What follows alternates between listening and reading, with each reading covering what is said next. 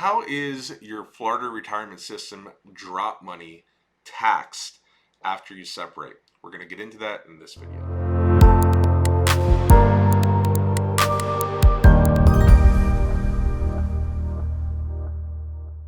We talk to people every day about retiring from the FRS, retiring from DROP, and most people realize that the FRS DROP program, the payout is taxable, but then some people don't. Some people think that it is completely tax-free. Well, sometimes we'll hear people say, well, I've already paid taxes on it. Why am I paying taxes again? You have not. So the DROP money is your pension check paid into the DROP fund over the time that you enter drop. So you typically 5 years, sometimes less, sometimes more, but it's your pension check paid in. Well, your pension check is taxable, and then it's paid into that tax deferred account. Now, the drop money is tax deferred, and you can keep it tax deferred by doing a rollover. There's the 3 drop rollover options. We've done videos on all of them if you want to look at our YouTube channel, and we'll link them down below in the description. But there's 3 options. The first option is what we call the I Love Uncle Sam option. It's basically taking your entire drop money, making it taxable. You have to be careful about that because remember, if your drop is say 100 or 150,000, it gets added to your tax bracket. The second option we call the stop, drop, and roll. It's the opposite. It's where you keep your money tax deferred, roll it over to a qualified account, and then take that money out at a later date, maybe when your taxes are a little bit lower. The third option is a combination of 1 and 2, where you can take out a portion and the rest you want to roll over. Now, you have to be careful because what most people don't realize is the last year that you work, or maybe some of you might realize that the last year that you work will typically be the highest income that you're ever going to have again. So you'll have your salary, you might have pension that year, you might have Social Security, and then if you add drop on top of that, you might be paying more that year than if you just waited and took it out January 1st of the next year. Maybe, maybe not. If you're thinking about taking money out of the drop account or out of other investments, you might want to consider waiting and taking it out next year. You can use what we call a parking account, where it goes in, sits there liquid and tax deferred, and then you can take it out the following year. Another thing to consider is if you take money directly out of the drop program, that money is taxable, and they withhold 20% for taxes. 20% for taxes. Now, some people say, okay, well, that's my taxes. They're withholding 20%. That means I owe 20% on it. No, that's not the way it works. 20% is simply what they have to withhold.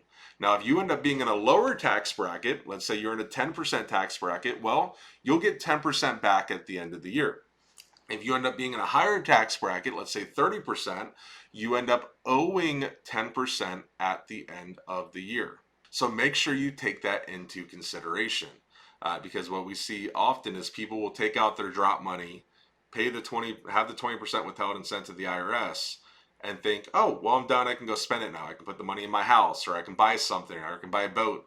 No, you might end up owing money at the end of the year. So be very careful about that. The other thing to consider is if you end up being in a 10% tax bracket, well, it might make sense to roll your money to an IRA and then take a distribution out of the IRA, because IRAs, you can withhold any amount. So you could withhold 0, you could withhold 10. So instead of having the IRS sit on 10% of your money for an entire year, by doing it out of an IRA, the distribution out of an IRA, it can be a lower amount of tax withholding, so you can keep more of your money up front. One last thing. It's very common for people to think that you have to be 59 and a half to take money out of drop. That is not true. As long as you are over 55 and separated from service, you can take money out of, or 55 in the year that you separate from service, you can take money out of the drop program without the additional 10% tax penalty. IRAs, you have to be over 59 and a half. But for qualified money with an employer plan, it's age 55. So that's drop, that's your 403B. 457s even have other benefits. And if you are a high risk employee, so first responders, then there are different rules for you as well. But for everyone else watching this, it's age 55 in the year that you retire, and you can take the money out without that extra 10% tax penalty. If you put the money into an IRA, or if you take it out before that age, you may incur the extra 10% tax penalty. So if your taxes were 24%, now you're going to owe 34%. So make sure you're careful about that as well, but there are some benefits there. Now, if you are saying, well, this is a lot of information and I don't really know how to compute it, and I'm kind of struggling here, that's natural. You only retire once.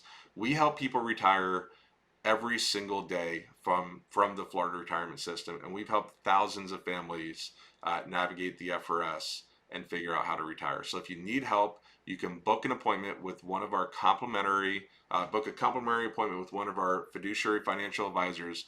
We can sit down, answer your questions. If you need us to come up with a plan for you, we can do that, give you investment options, whatever else. We're here for that. I'm going to go ahead and put that link in the notes below. And if you need help, we're here. Also, please consider subscribing. It helps the channel, and you'll get alerts and updates for when we do new videos on the Florida retirement system. Thank you so much. I hope all of you have a great day. I'll see you in the next video.